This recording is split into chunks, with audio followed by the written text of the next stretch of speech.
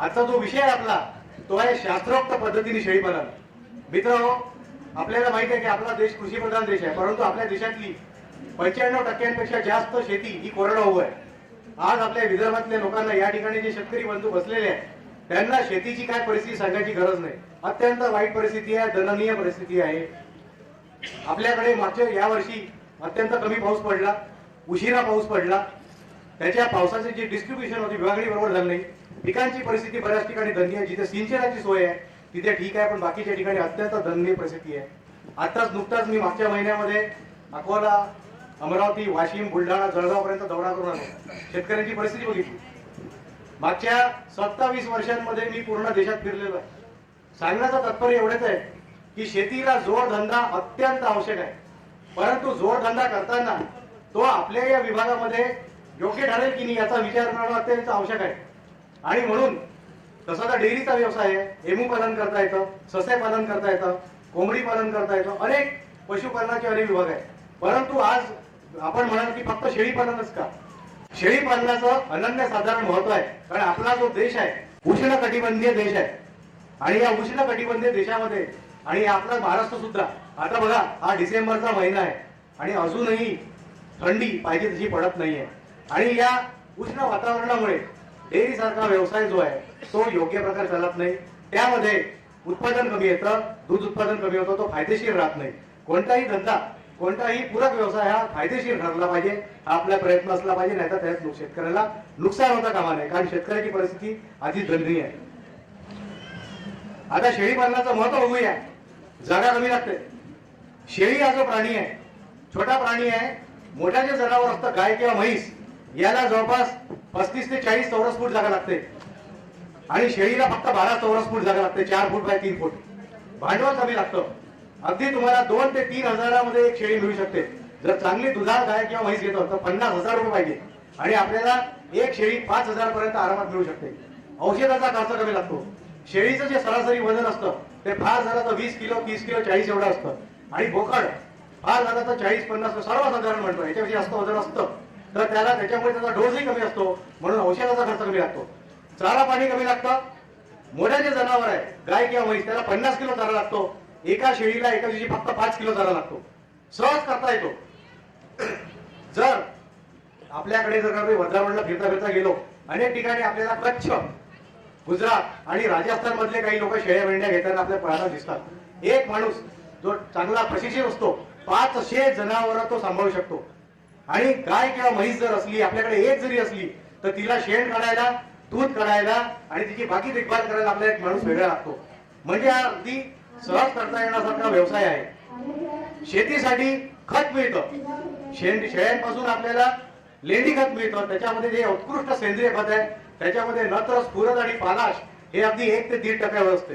ती शेळीची जी छोटीशी लेंडी असते ती जर मातीमध्ये टाकली तर एखाद्या कॉम्प्लेक्स फर्टिलायझर सारखं, संयुक्त खतासारखं ते हळूहळू हे अन्नद्रव्य जमिनीमध्ये विरघळत असतात आणि त्यापासून आपल्याला खत मिळत असतं. शेती त्याच्यावर उत्पादन चांगलं येतं. दूध मिळते.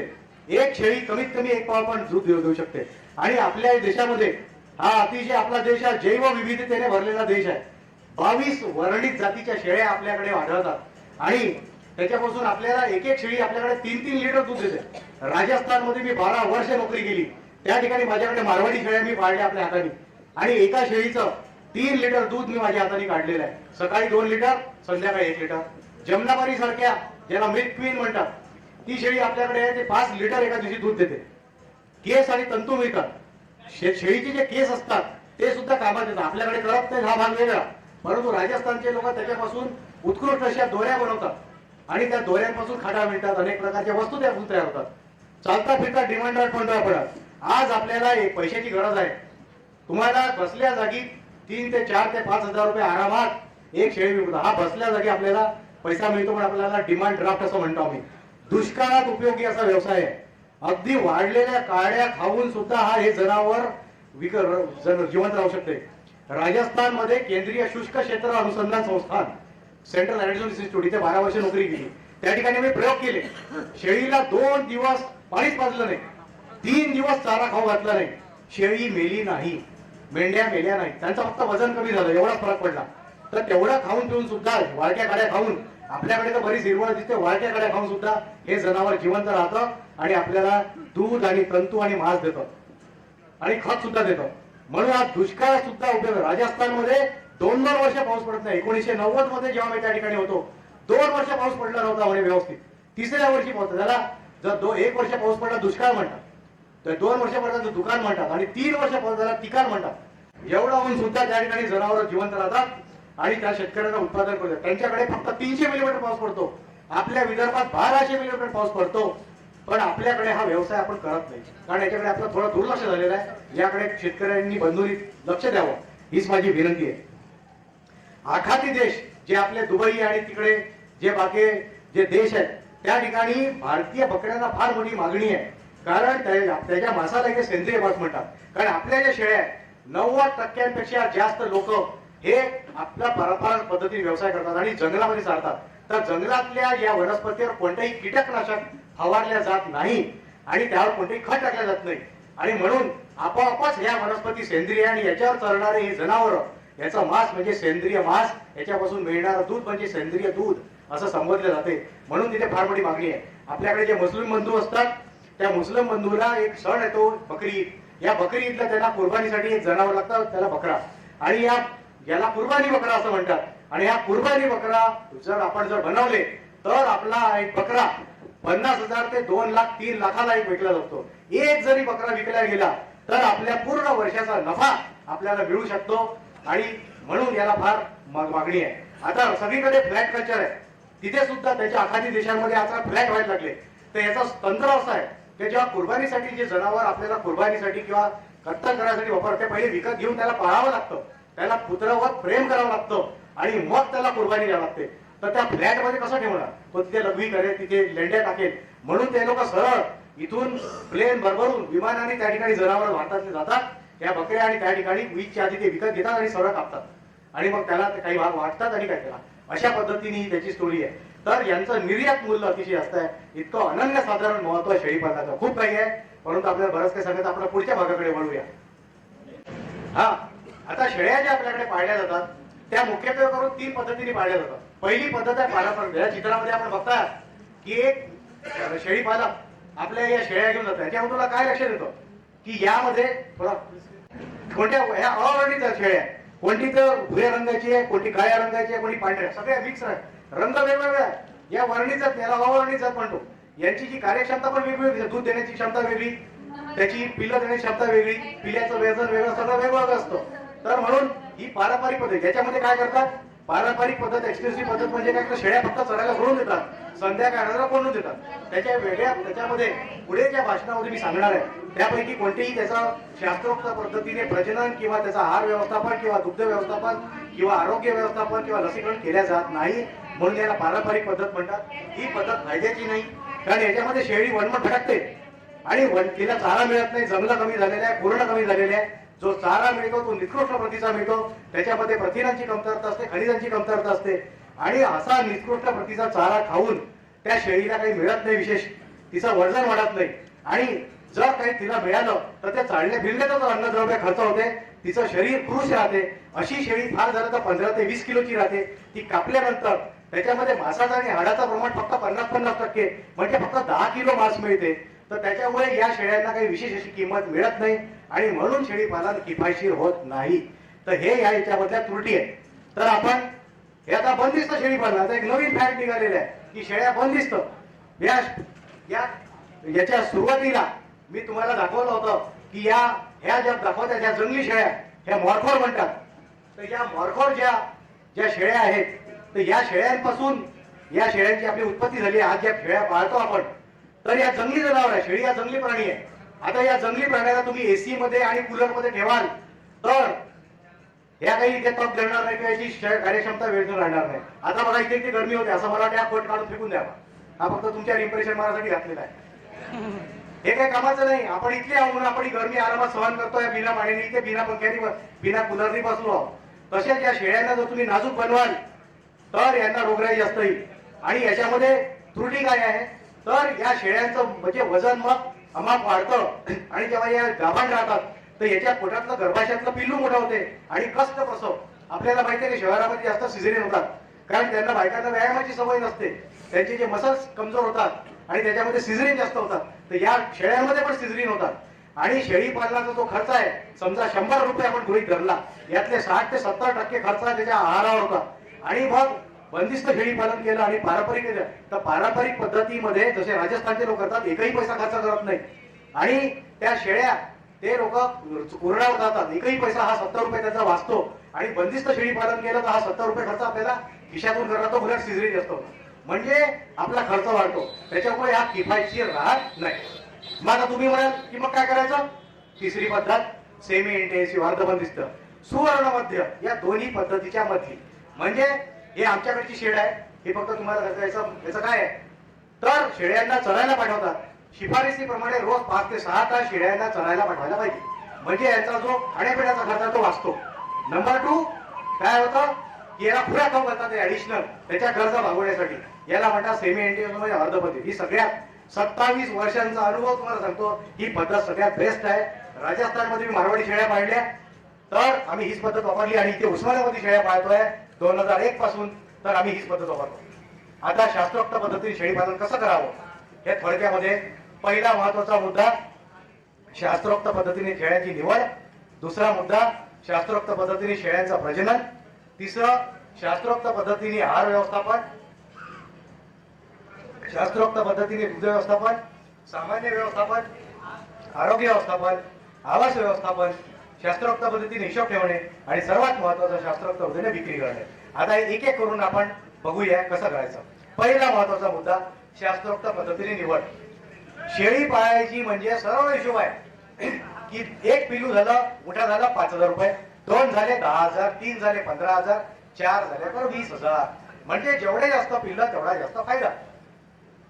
तर 2 किंवा 3 किंवा 4 पिल्लं देणारी मादीच निवडावी.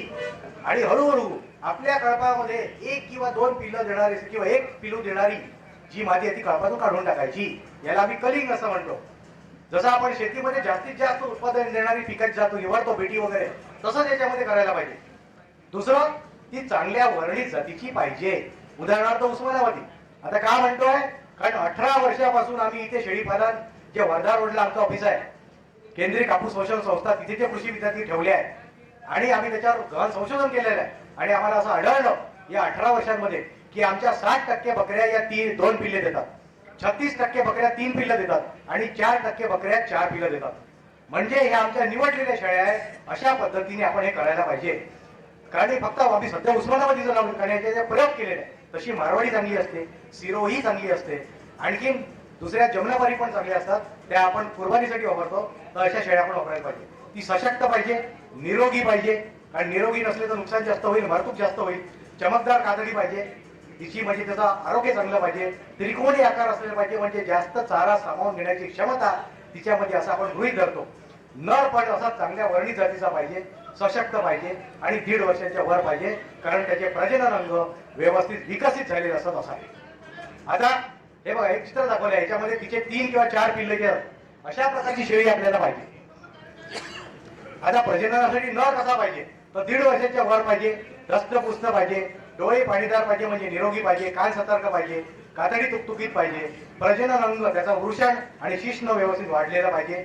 त्याला कोणताही प्रजननाशी संबंधित आहार, ब्रुसेलोसिस किंवा व्हिब्रोसिस व्हायला नको, नाहीतर मग त्याच्यामध्ये कळपामध्ये ॲबॉर्शन जास्त होतात, गर्भपात जास्त होतो, त्याच्यात इन्फेक्शन झालं. म्हणजे बरगड्या नीट वाढलेल्या पाहिजे, म्हणजे त्याच्यामध्ये भरपूर अंतर पाहिजे, म्हणजे भरपूर चारा खाण्याची क्षमता त्याच्यात असली पाहिजे. 4ही पाय मजबूत पाहिजे, खूर वाढलेले पाहिजे, पण वेड्या वगैरे नको, नाही तर तसाव लागतात. आणि कामेची चांगली पाहिजे, कारण आपण शेळी पालनाचं युनिट जेव्हा टाकतो तेव्हा 10 ते 25 किंवा 40 शेळ्यांमागे फक्त 1 नर आपण पाळत असतो. आणि म्हणून या एका वेळेला काही सगळ्या शेळ्या माझ्यावर येत नाही, त्याच्यामुळे सगळ्यांना काही एका दिवशी पळवावं लागत नाही, म्हणून एकच नर पुरेसा असतो. म्हणून त्याची कामेच्छा चांगली पाहिजे. आता हा बघा, हा एक नर, हे बाहेरून दौऱ्यावर असताना घेतला असा धष्टपुष्ट नर असा पाहिजे. हा अवर्णित आहे, परंतु धष्टपुष्ट आहे. आता हे बघा, आता जाती कोणत्या पाहिजे, ही आपली बेरारी, ही आपल्या विदर्भातली जात आहे. आपल्या विदर्भामध्ये आणि महाराष्ट्राच्या बॉर्डरवर, MP बॉर्डरवर हे ही जात आपल्याला आढळते, ही तुम्ही बघितली असेल. आता ही उस्मानाबादी, ही आमच्याकडे आहे. या जातीच्या शेळ्यांविषयी आधीच तुम्हाला सांगितलेलं आहे, अतिशय चांगली जात आहे. 18 वर्षांपासून आम्ही पाळत आहोत. याच्यामध्ये जुळ्यांचं प्रमाण 60%, तिळ्यांचं प्रमाण 36% आणि 4 पिलांचं प्रमाण 4% असतं. तर ही जात ही सगळं याच्यामध्ये जन्मजात वजन पिलांचं जवळपास 3 ते 4 किलो असतं. मादी 40 ते 50 किलोची असते आणि नर पण जवळपास 40 ते 60 किलोचा, 80 किलो पर्यंत तुम्ही जेवढा चांगला त्याला खाऊ पिऊ घाला तेवढा चांगल्याची पद्धत असते. ही सिरोही, ही राजस्थानच्या सिरोही जिल्ह्याच्या जवळ आहे, पाली जवळच जागा होती. हे बघा हरणासारखं कातडं असतं. ही जात फार चांगली आहे. त्यानंतर ही बिटर पंजाबची, ही दुधाळ जात आहे. ही तुमच्या माहितीसाठी जमनापारी, आजकाल कुर्बानीसाठी या जनावरांना आपण विशेष असं पाळतो. ही दुधाळ जात आहे आणि या दुधाळ ही जवळ 5 लिटर एकाची दूध देते. परंतु आपल्या शेळ्यांना सुद्धा मारवाडी सांगितलं 3-3 लिटर दूध देऊ शकते. आता हे सगळ्या काय तुम्हाला या इंटरनेटवरून घेतलेले चित्र. ही जमनापारी, या जाखरला ही राजस्थानची जात आहे. ही सुरती ही गुजरातची जात आहे, सुरतकडची. बारबारी ही उत्तर प्रदेशची ब्रीड आहे. ब्लॅक बेंगॉल ही ब्लॅक बेंग म्हणजे बेंगालची ब्रीड आहे. सिरोही ही मग सांगितलं राजस्थानची, सिरोही जिल्ह्याची. मारवाडी ही मारवाड भाग जो आहे राजस्थान मधले बिकानेर, मारवाड, पाली मारवाड हा जो भाग आहे तिथला. मलबारी ही केरळची जात आहे. मेहसाणा ही तिथली गुजरातची जात आहे, मेहसाणाची. कच्छी ही गुजरातच्या कच्छ भागातली जात आहे, मारवाडीसारखीच असते. संगमनेरी आपल्या महाराष्ट्रातली जात आहे, ही दुधाळ जात आहे. ही उस्मानाबादी, ही गोहिलवाडी, ही झलवाडी ही राजस्थानची जात आहे. गंजम ओरिसाची जात आहे. कन्नायडू तिकडची तामिळनाडूची जात आहे. आता ह्या फक्त तुमच्या माहितीसाठी, ही ओबेरशाली स्वित्झर्लंडची ब्रीड आहे. साने स्वित्झर्लंडची ब्रीड आहे. ह्या फक्त तुमच्या माहितीसाठी का तिकडच्या शेळ्या कशा असतात. ही लॅमेनच्या, ही ओरेगॉन स्पेनची जात आहे. ही अँग्लो न्यूबियन ब्रिटिश आणि आपल्या ब्रिटिश जातीची आणि भारतीय जातीची संगम केलेली जात आहे. या टोकेनबर्ग स्वित्झर्लंड, अल्पाईन पण स्वित्झर्लंडची जात आहे. आता आपण दुसरा महत्वाचा मुद्दा घेऊया की त्याच्यामध्ये शास्त्रोक्त पद्धतीने प्रजनन कसं पाहिजे. आता प्रजनन म्हणजे काय, साधारण नर आणि मादीचं मिलन होणे आणि मादीला गर्भधारणा होऊन नवीन पिढीचं जनन म्हणजे प्रजनन. काय फार मोठी गोष्ट नाही. आता कसं करायचं, तर आपला जो गोट फार्म असतो त्या गोट फार्म मध्ये ज्या माद्या आपण अंगणामध्ये सोडलेल्या असतात त्या अंगणामध्ये एक नर निवडतात. त्या नराच्या शिश्नावर एक जड जाड कापड बांधतात आणि त्याला माद्याच्या कळपामध्ये सोडायचा. तर तो सोडला म्हणजे बरोबर तो हुंगत हुंगत हुंगत हुंगत जातो आणि जी मादी माझावर आली असते फक्त तिच्या अंगावर चढतो. या पद्धतीला इंग्रजीमध्ये परेडिंग असं म्हणतात. आणि या माझावर आलेल्या मादीला तो ओळखून काढतो. जसं तरी ओळखून काढतो, त्यांचं मिलन घडू देत नाही. हे मी शास्त्रोक्त पद्धतीच्या प्रजननाविषयी बोलत आहे.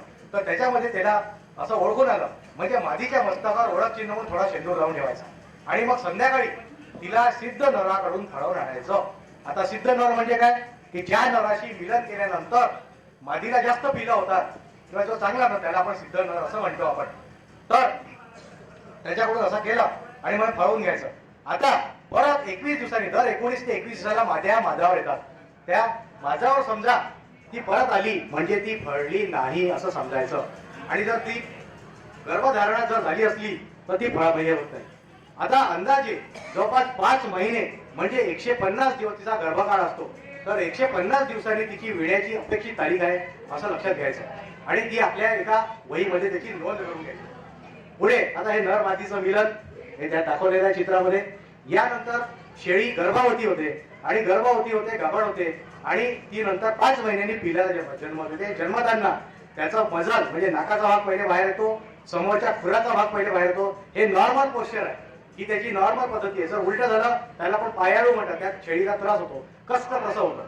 ही नॉर्मल प्रोसिजर होत आहे. त्याच्यामधून बघा तुम्ही की पहिले जाळा बाहेर येतो, त्याचा एक फुगा बाहेर येतो. त्या फुग्यामधला जे द्रव असतो त्या द्रवाने तो प्रजनन अंग ओलं होतं आणि त्या निसर्ग झाल्यानंतर त्या प्रजनन अंगातून पिलू बाहेर येतं. त्याला आपण जननाची प्रक्रिया असं म्हणतो. जन्मल्यानंतर त्या करड्याच्या अंगावर अनेक प्रकारचे आवरण चिकटलेले असतात. नाका तोंडामध्ये ते चिकट असा द्रव असतो, तो काढून टाकणं जरुरी असते कारण त्या करड्याला श्वास घेता येत नाही आणि म्हणून ते आपण काढून टाकायला पाहिजे. त्या करड्याचं अंग स्वच्छ करायचं आणि हे जे आवरण आपल्या हाताला चिकटलेले असतात हे त्या शेळीच्या नाकासमोर धरणे महत्वाचा मुद्दा आहे. हे तिथल्या मी मेंढपाळ लोकांकडून शिकलो राजस्थानच्या. तर तिच्या नाकासमोर हे धरलं म्हणजे त्या तो जो वास आहे, आपल्यासाठी शेळीचा वास एकसारखा परंतु शेळीच्या दृष्टीने तो वास वेगवेगळा असतो. तो वास त्या शेळीच्या स्मरणशक्तीमध्ये बसतो आणि ती आपल्या पिलाला विसरत नाही. आणि मी ज्या वर्णित जातीची गोष्ट केली तर या वर्णित जातीचे समजा 50 पिलं एकसारखे काळ्या रंगाचे जर ती असले, ती शेळी जेव्हा चढून येते ती बरोबर हुंगत हुंगत आपल्या पिलाकडे जाते आणि आपलं पिलू ओळखून काढते आणि ते पिलू विसरून जाईल, पण ती मादी आपल्या पिलाला विसरत नाही. आणि समजा त्या मादीचं जे पिलू तरच त्याला दूध पाजण्याचा लाग मारते, त्याला हाकलून देते, त्याला पिऊ देत नाही. तर बघा, तर हे या पद्धतीमुळे शक्य होते. म्हणून त्याला आणि मग त्याची नाळ बांधायची असते. जेव्हा पिलू करडू आपल्या आईच्या म्हणजे बकरीच्या गर्भाशयात असते ते एका नळीने जोडलेलं असतं. जसं आपण सुद्धा आपल्या आईच्या पोटात एका नळीने जोडलेलं असतो आणि जेव्हा ती आपण जन्म घेतो तर ती नळी तोडून जाते आणि त्या आपली जी बेंबी असते तिथून ती जोडलेली असते. तसं त्या करड्याच्या बेंबीपासून एक नळी असते आणि त्यांनी ते करडू आपल्या आईच्या अंगामध्ये जोडलेले असते. त्याच्याद्वारे 5 महिने तिला रक्ताचा पुरवठा होतो पिलाला आणि त्या रक्तातून अन्नद्रव्याचा पुरवठा होऊन त्या करड्याचं संगोपन तिच्या गर्भाशयात होत असते.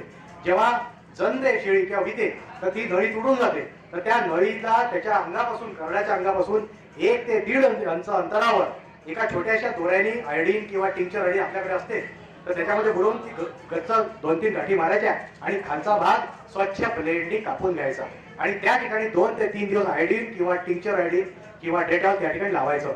ही छोटीशी गोष्ट केली तर आपल्या या गोट फार्म मध्ये मारतुकीचं प्रमाण, पिल्ल मरण्याचं प्रमाण कमी होते.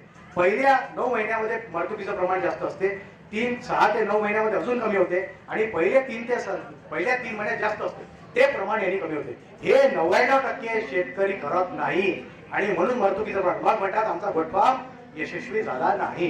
हे याचं महत्वाचं कारण आहे. नाळ बांधणे अतिशय मदत, अगदी 10 पैसे खर्च आहे पण हे करायचं आहे पुढचा.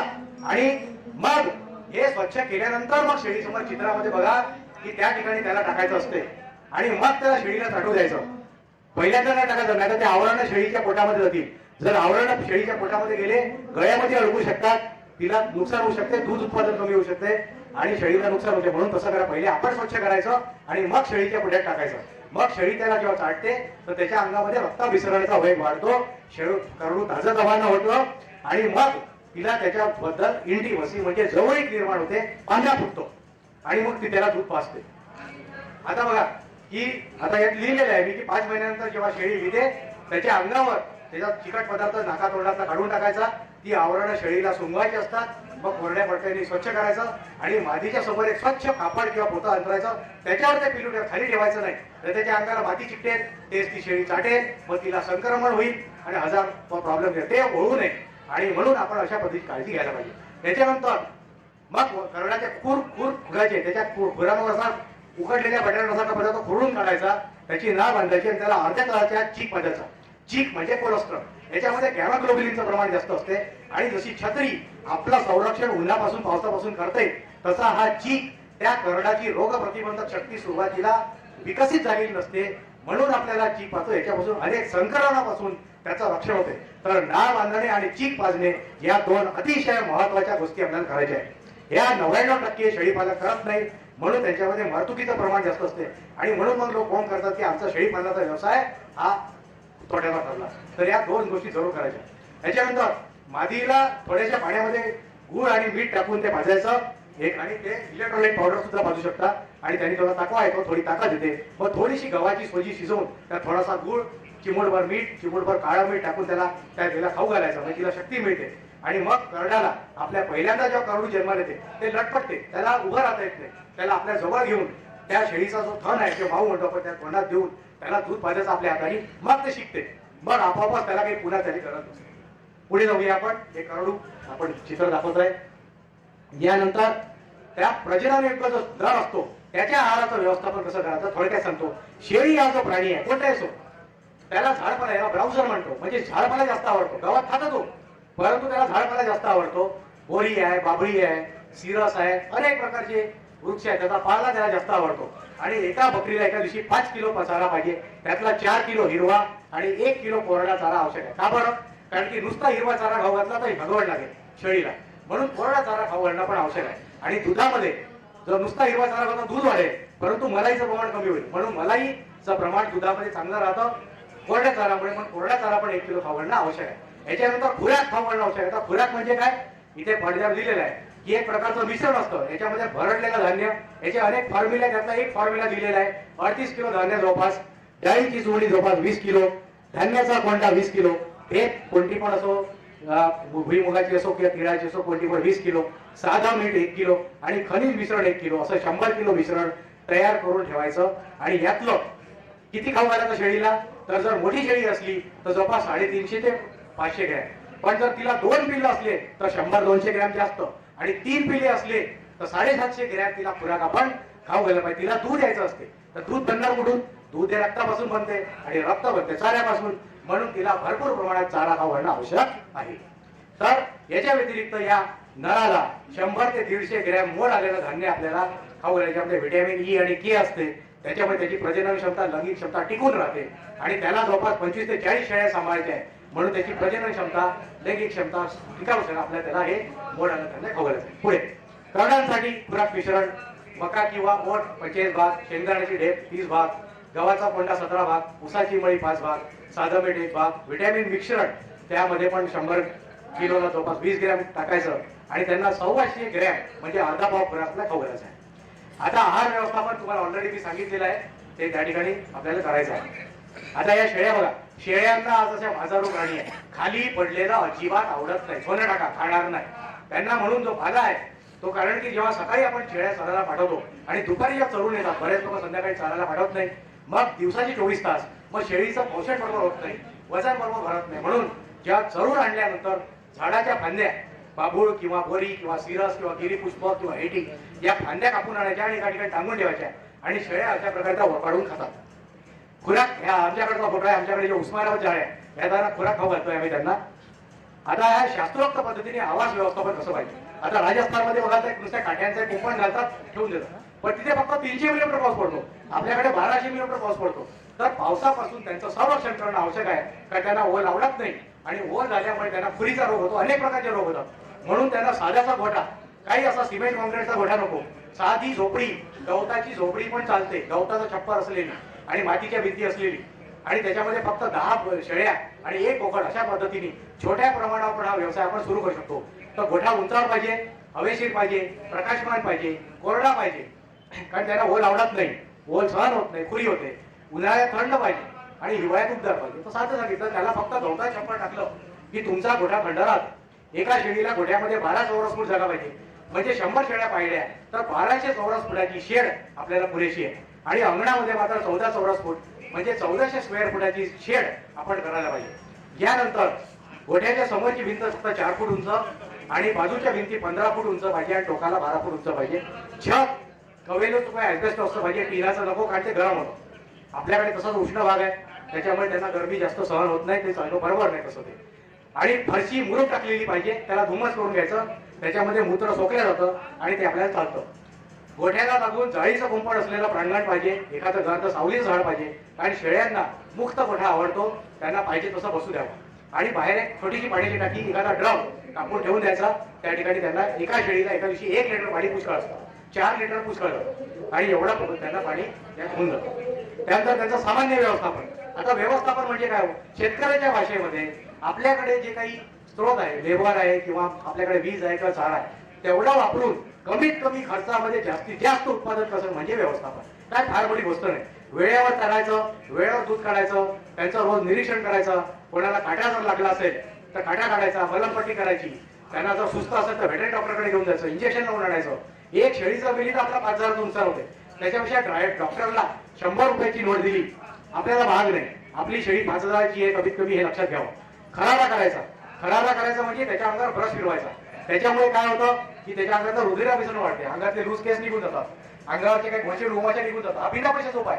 काही नाही तर आपल्या घरी कपडे साफ करायचा साधा एक प्लास्टिकचा ब्रश मिळतो 10 रुपयाचा, तो घेऊन यायचा, त्यांनी आपण खरारा करायचा. ती छोटीशी गोष्ट केल्याने अनेक फायदे असतात.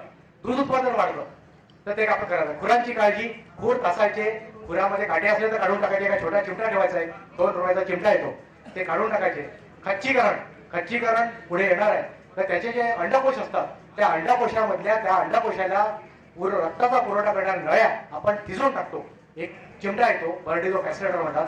त्याच्यामुळे काय होतं की जे काही अन्न, जसं पैलवान लोक लंगोट कसून राहतात आणि आपल्या ताकदीचं त्या ठिकाणी संरक्षण करतात, तसंच याचं अंडकोश ठेचून टाकल्यानंतर त्याच्या नळ्या, ते जे जो काही चारा खातो तो पूर्ण चारा, ते अन्नद्रव्य त्याच्या बॉडी बिल्डिंग मध्ये खर्च होतात आणि त्याची मांसाची प्रसुद्धा असते. म्हणून आपण खच्चीकरण करतो. त्याच्यामध्ये करड्यांचा पण सेम तसंच आहे. आता शेळ्यांचं दुग्ध व्यवस्थापन, शेळीचं दूध एक उत्तम असं दूध आहे.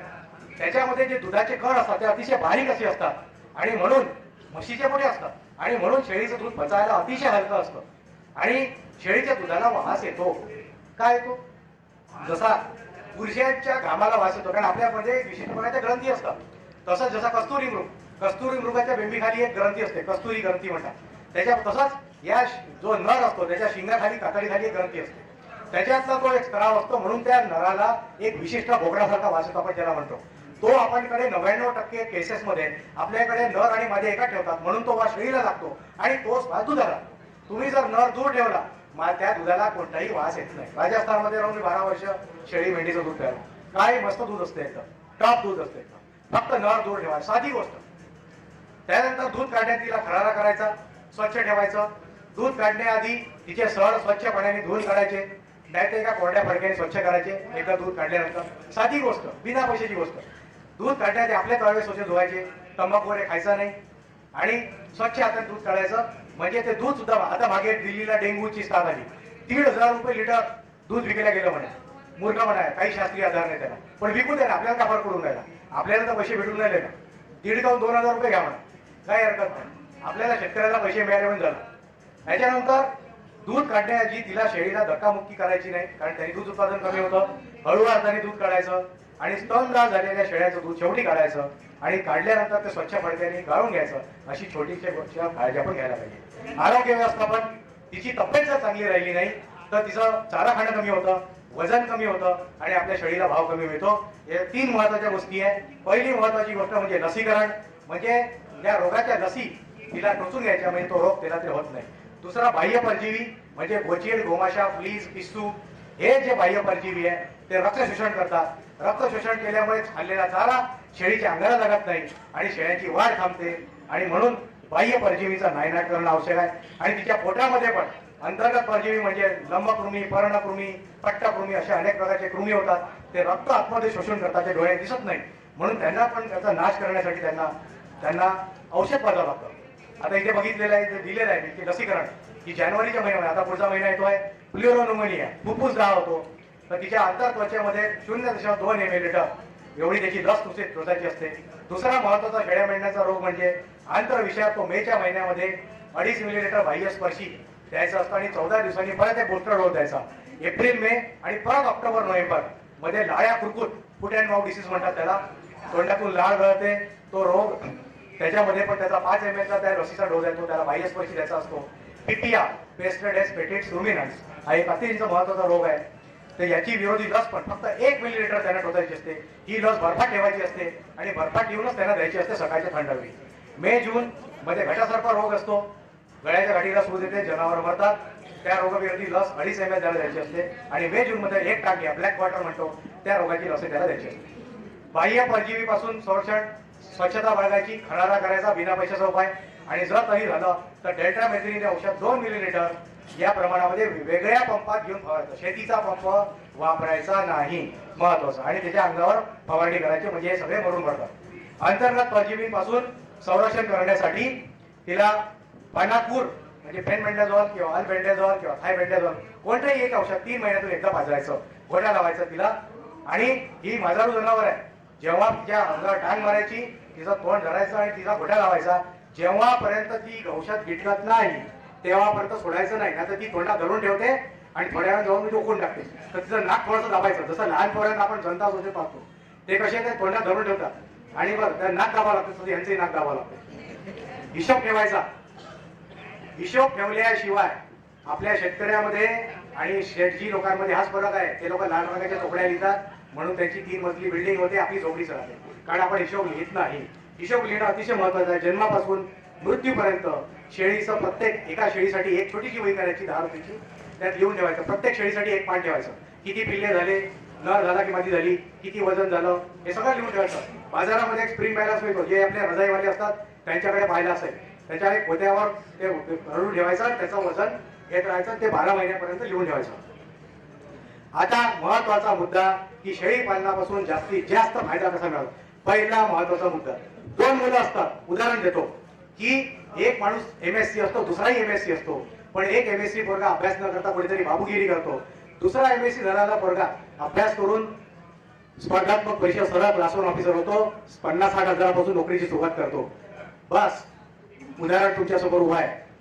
तर अशी सुरुवात करायची. आपला बकरा तिचं लग्न मोठ्या घरी लावायचं, कुर्बानी बकरा म्हणून विकायचं.